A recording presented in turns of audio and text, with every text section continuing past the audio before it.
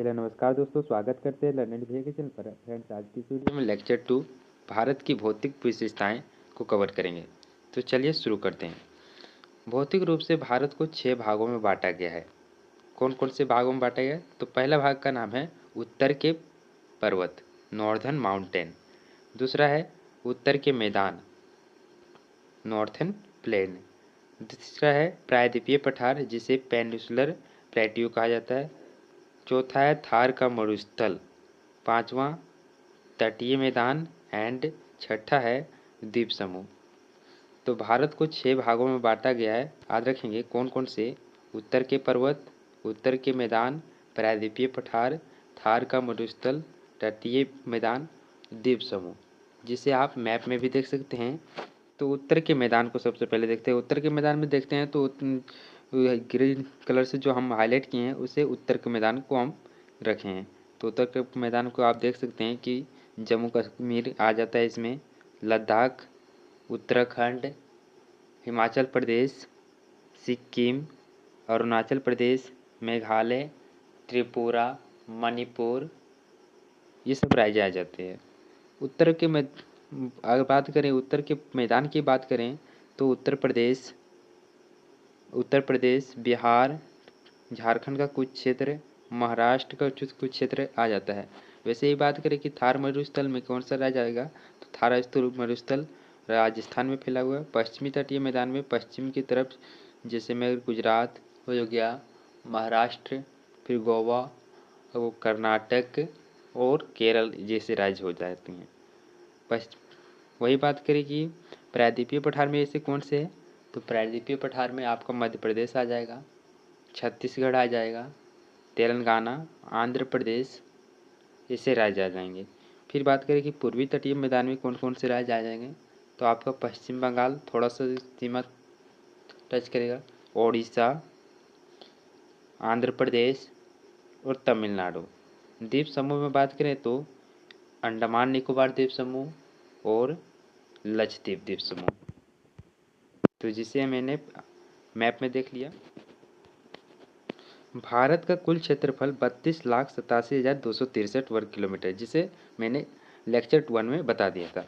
तो भारत का क्षेत्रफल 87,263 वर्ग किलोमीटर है, जिनमें मैदान का बात करें, मैदान का कितना हिस्सा है, तो 43.5%। और वही बात करें कि पठार का कितना हिस्सा है, डेजर्ट, थार डेजर्ट का, तो 27.5% थार डेजर्ट है। पहाड़ और पहाड़ियों का बात करें भारत में कितना प्रतिशत है, तो 18.5% पहाड़ और पहाड़ियों का हिस्सा है। पर्वत की बात करें तो 10.5% हिस्सा है। नेक्स्ट टॉपिक है भारत के उत्तर पर्वत, भारत के उत्तर नॉर्दर्न माउंटेन के बारे में जानेंगे। तो पहले पढ़ेंगे हम लोग ट्रांस हिमालय या पार हिमालय जिसे कहा जाता है। तो ट्रांस हिमालय 4 भागों में बटा हुआ है। काराकोरम पर्वत, लद्दाख पर्वत, जास्कर पर्वत और कैलाश पर्वत, जो नेपाल में स्थित है। अब बात करते हैं हिमालय के पर्वत। तो हिमालय के पर्वत को 3 भागों में बांटा गया है। महान हिमालय या ग्रेटर हिमालय या विरिध हिमालय कहा जाता है। तो विरिध हिमालय को किस किस नाम से जाना जाता है? ग्रेटर हिमालय, महान हिमालय। तो ये भी पूछ लिया जाता है एग्जाम में, कई बार पूछा जाता है, इससे प्रश्न बना ही है। दूसरा लघु हिमालय या मध्य हिमालय। तीसरा शिवालिक हिमालय या बड़ा हिमालय या पाद हिमालय, हिमालय के प्रकार हैं। तो बोल सकते हैं कि हिमालय के 3 प्रकार हैं, महान हिमालय, लघु हिमालय, शिवालिक हिमालय। जैसे कि आप मैप में देख सकते हैं कि ये ट्रांस हिमालय है। ट्रांस हिमालय में कौन कौन सा हिस्सा आता है? काराकोरम, लद्दाख, जास्कर और कैलाश पर्वत आता है, जो नेपाल में स्थित है। और वही बात करें कि हिमालय के पर्वत को 3 भागों में बांटा गया, तो कौन कौन से? महान हिमालय, मध्य हिमालय और शिवालिक हिमालय को में बांटा गया। तो आप देख सकते हैं मैप में ट्रांस हिमालय को 4 भागों में बांटा गया। पहला काराकोरम, दूसरा लद्दाख, तीसरा जास्कर और चौथा कैलाश, जो नेपाल में स्थित है। बात करें कि हिमालय को कितने भागों में बांटा गया है, तो वृद्ध हिमालय, मध्य हिमालय या लघु हिमालय और तीसरा शिवालिक हिमालय।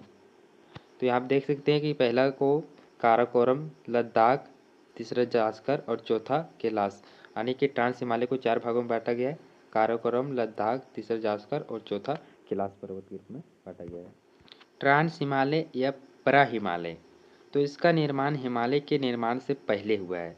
तो याद रखेंगे, ट्रांस हिमालय का निर्माण किससे पहले हुआ है? तो हिमालय के निर्माण से पहले हो चुका था। यह हिमालय का भाग नहीं है। क्या तिब्बत के पठार का भाग है? तो हिमालय का भाग नहीं है तो किसका भाग है? तिब्बत के पठार का भाग है। इसके अंदर 3 पर्वत श्रृंखलाएं आती है, काराकोरम, लद्दाख और जास्कर। तो ट्रांस हिमालय में कौन कौन सी श्रृंखलाएं आती है? काराकोरम, लद्दाख और जास्कर 3 श्रृंखलाएं आती है। तो फ्रेंड्स के बारे में जानते हैं काराकोरम पर्वत। इसकी सबसे ऊंची चोटी माउंट केटू है, जिसे गॉडविन ऑस्टिन के नाम से भी जाना जाता है। अब जानते हैं गॉडविन ऑस्टिन के बारे में भी कुछ जान लेते हैं। तो गॉडविन ऑस्टिन की ऊंचाई 8,611 मीटर है। कितनी है? 8,611 मीटर।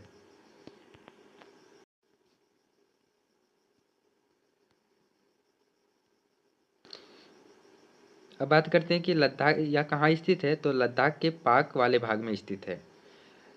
यह भारत की सबसे ऊंची चोटी है। भारत की सबसे ऊंची चोटी कौन सी है? तो गॉडविन ऑस्टिन, जिसे माउंट केटू के नाम से भी जाना जाता है। तो अब जानते हैं काराकोरम। पहला भाग जान चुके हैं कि काराकोरम की सबसे ऊंची चोटी कौन सी है? Godwin Austen. इसे उच्च एशिया की रीढ़ कहा जाता है। तो किसे कहा जाता है उच्च एशिया की रीढ़? तो काराकोरम को उच्च एशिया की रीढ़ कहा जाता है। काराकोरम पर्वत में 4 प्रमुख ग्लेशियर पाए जाते हैं, यानी हिमनद पाए जाते हैं। तो पहला भाग के बारे में जानते हैं, सियाचिन ग्लेशियर। यह नुब्रा घाटी के उत्तर में स्थित है। तो याद रखें कि सियाचिन ग्लेशियर कहाँ स्थित है? तो नुब्रा घाटी के उत्तर में। और सियाचिन ग्लेशियर से नुब्रा नदी भी निकलती है। तो याद रखें, सियाचिन ग्लेशियर से कौन सी नदी निकलती है? तो नुब्रा नदी। 1984 में भारत ने ऑपरेशन मेघदूत द्वारा पाकिस्तान से छीना था सियाचिन ग्लेशियर को। विश्व का सबसे ऊंचा युद्ध स्थल कौन सा है? तो सियाचिन ग्लेशियर विश्व का सबसे ऊंचा युद्ध स्थल है। इसकी ऊंचाई 7,200 मीटर है करीब।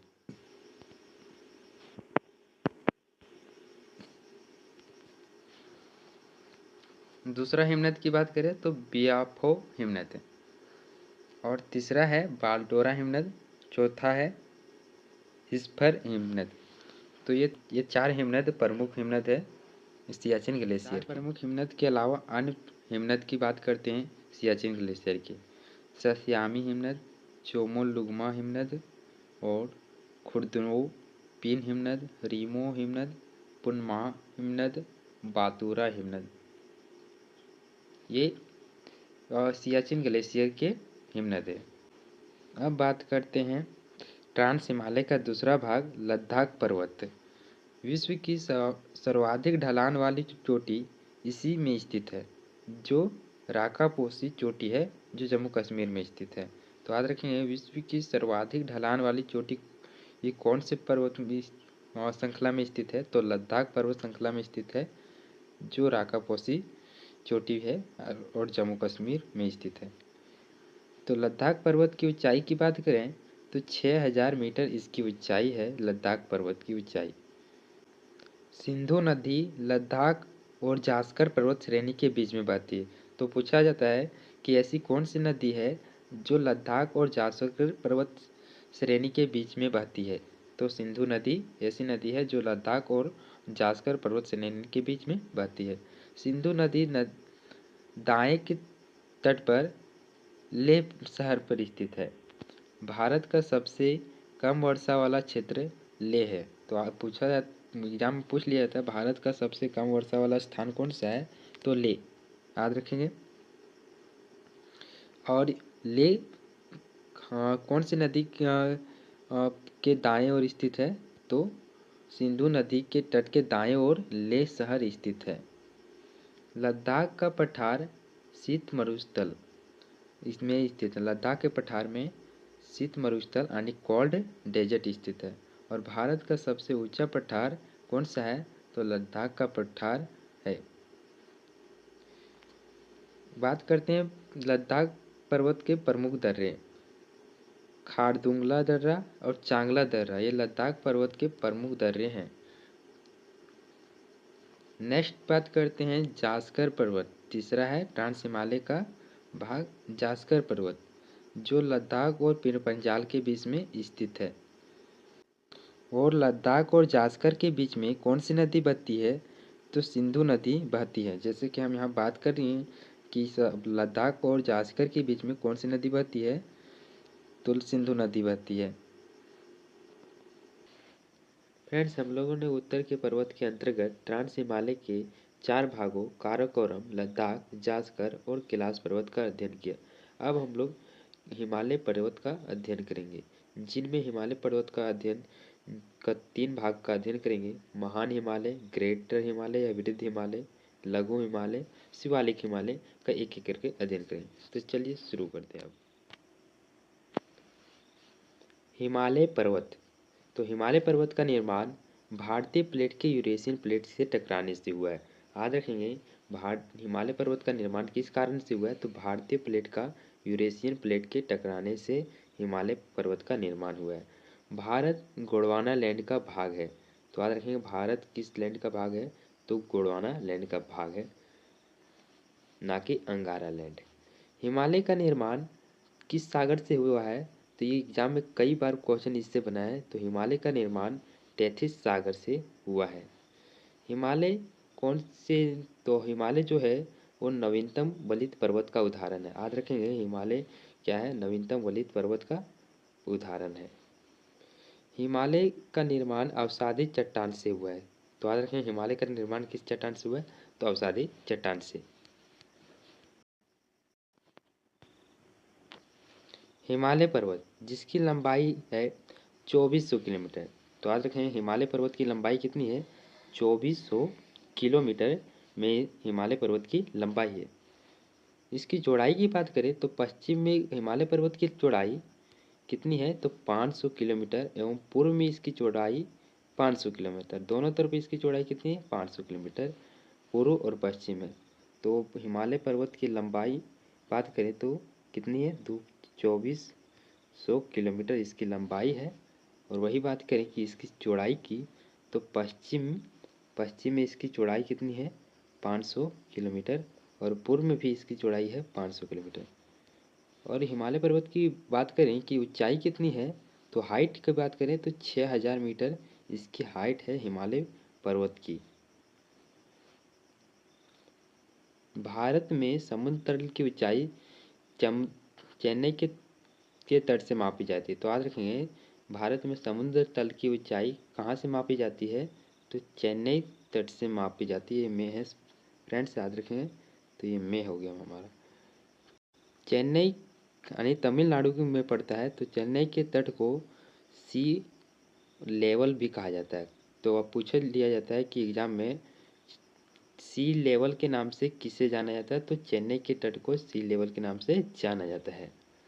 हिमालय की पश्चिमी चोटी जो नंगा पर्वत है, तो और ये कहाँ स्थित है? तो जम्मू कश्मीर में, जिसकी ऊंचाई है 7756 मीटर। और वही बात करें कि हिमालय की पूर्वी चोटी क्या है? तो हिमालय की पूर्वी चोटी आपका हो जाएगा नामचा बरवा, जो अरुणाचल प्रदेश में स्थित है। और इसकी ऊंचाई आपका है 8126 मीटर।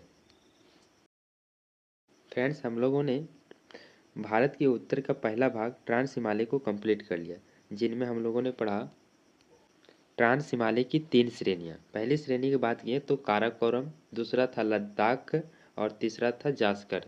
अब पढ़ेंगे हम लोग वो हिमालय पर्वत की 3 हिमालय। तो हिमालय पर्वत को 3 भागों में बांटा गया, महान हिमालय, मध्य हिमालय और शिवालिक हिमालय। तो इसको एक एक करके अध्ययन करेंगे। इस मैप के बारे में तो हम पहले शुरू में ही बता दिए कि ट्रांस हिमालय को 4 भागों में बांटा गया है। कौन कौन से भागों? काराकोरम, लद्दाख, जास्कर और कैलाश। तो यहाँ देख सकते हैं, काराकोरम को 1 से नंबर पर दर्शाएं, दूसरा नंबर पर लद्दाख और तीसरा नंबर पर जास्कर और चौथा हमारा है कैलाश। ठीक है, तो ये था हम लोगों का ट्रांस हिमालय, जिसे हम लोगों ने कंप्लीट कर लिया। अब हम लोग पढ़ेंगे हिमालय के प्रकार। तो वृहद हिमालय, लघु हिमालय और शिवालिक हिमालय के बारे में एक एक करके पढ़ेंगे। हिमालय का पहला प्रकार, जिसका नाम है महान हिमालय या ग्रेटर हिमालय भी कर सकते हैं, वृद्ध हिमालय, आंतरिक हिमालय या हिमाद्री के नाम से जाना जाता है। तो वृद्ध महान हिमालय का अन्य नाम ग्रेटर हिमालय, वृद्ध हिमालय, आंतरिक हिमालय या हिमाद्री भी कहा जाता है। इसकी ऊंचाई की बात करें तो इसकी ऊंचाई है 6000 मीटर, इसकी औसत ऊंचाई है। तो याद रखेंगे महान हिमालय की औसत ऊंचाई क्या है, तो 6000 मीटर में है। ट्रांस हिमालय और महान हिमालय के बीच के भाग को सच्चर जोन कहा जाता है। तो इसको चित्र में देखते हैं।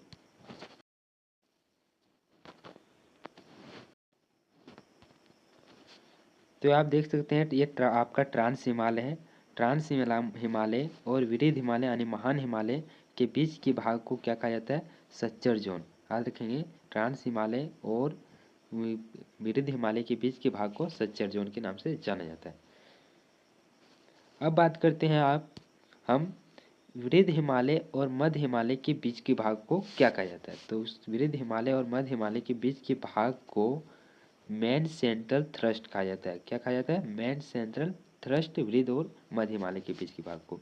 अब देखते हैं मध्य हिमालय और शिवालिक हिमालय के बीच के भाग को क्या कहा जाता है। तो मध्य हिमालय और शिवालिक हिमालय के बीच के भाग को मेन सीमांत दर्रा कहा जाता है। क्या कहा जाता है, तो मेन सीमांत दर्रा कहा जाता है। इंपॉर्टेंट है।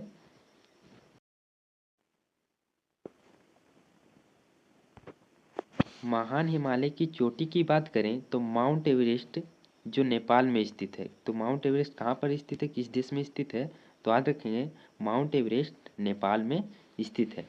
इसकी ऊंचाई की बात करें माउंट एवरेस्ट की, तो इसकी ऊंचाई है 8848 मीटर, इसकी ऊंचाई है माउंट एवरेस्ट की। और विश्व की सबसे ऊंची चोटी कौन सी है, तो माउंट एवरेस्ट ही विश्व की सबसे ऊंची चोटी है जो महान हिमालय में स्थित है। और ये भी क्वेश्चन बन सकता है आपका कि हिमालय की सबसे ऊंची चोटी कौन सी है, तो आपका आंसर होगा माउंट एवरेस्ट हिमालय की सबसे ऊंची चोटी है। नेपाल में इसे सागर माथा के नाम से जाना जाता है। तो याद रखें कि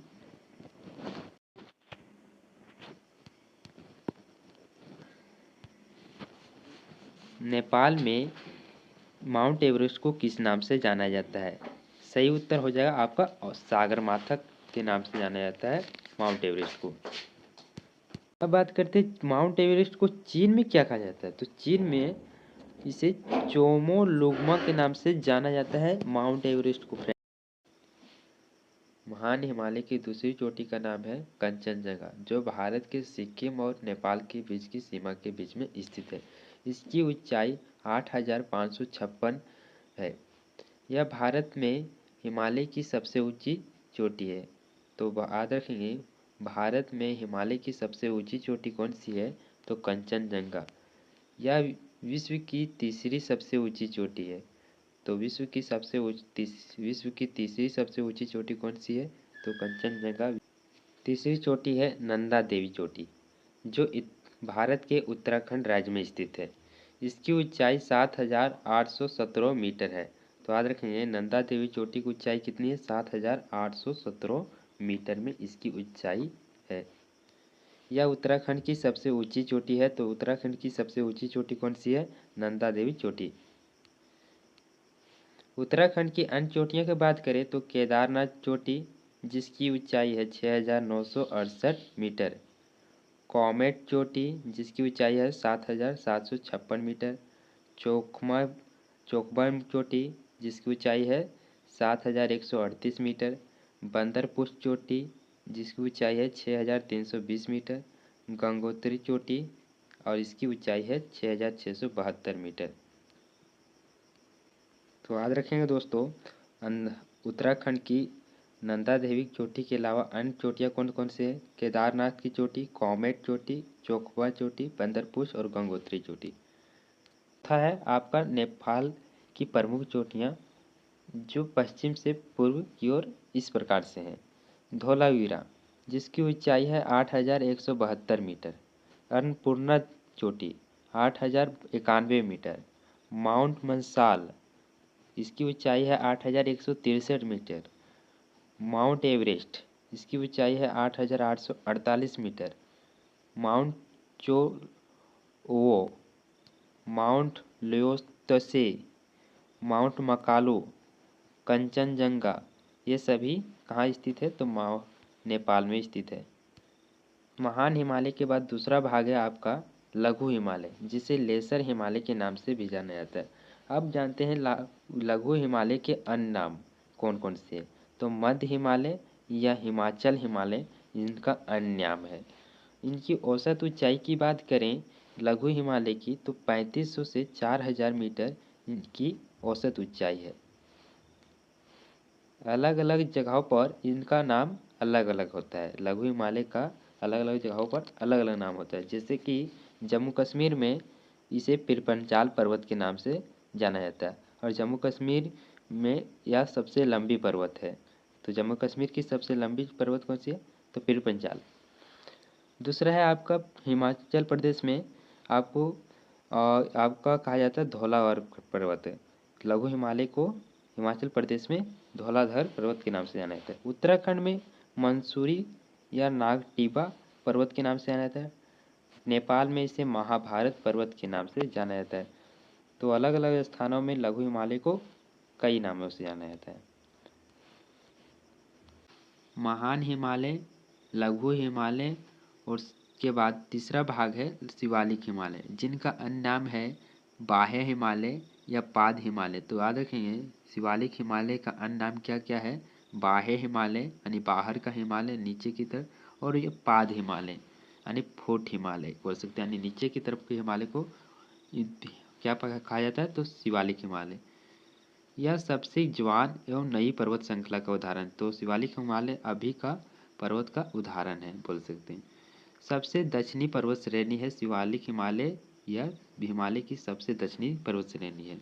इसकी ऊंचाई की बात करें तो इसकी ऊंचाई है 1100 मीटर। इसकी ऊंचाई है शिवालिक हिमालय की। इसका विस्तार पाकिस्तान के पोटवार से असम के देहात तक है। तो याद रखेंगे शिवालिक हिमालय का विस्तार कहाँ तक है? तो असम पाकिस्तान के पोटवार से लेकर असम के देहात तक है। शिवालिक पर्वत श्रेणी में पाई जाने वाली घाटियों को दून या द्वार कहते हैं। जैसे में दून का उदाहरण है देहरादून और पोटली दून, और वही बात करें द्वार का उदाहरण है हरिद्वार, पोट द्वार।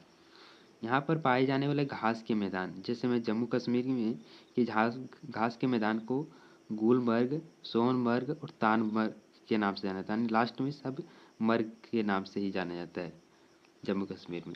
उत्तराखंड में बात करें तो उस उत्तराखंड में बुग्याल या प्यार के नाम से, लास्ट में प्यार या प्याल के नाम से जाना जाता है लास्ट में सभी स्थानों को। वही बात करें कि शिवालिक हिमालय की पर्यटक स्थल यानी घूमने का स्थान क्या है? रानीखेत, डलहौजी, दार्जिलिंग, मंसूरी, शिमला, नैनीताल, जकराता, हामलोग। तो फ्रेंड्स ये था हम लोगों का भारत की भौतिक विशेषताएं, जिसे हम लोगों ने कवर किया अच्छे से।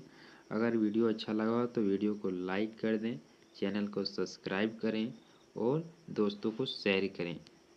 धन्यवाद। मिलते हैं अगले लेक्चर में कुछ और वीडियो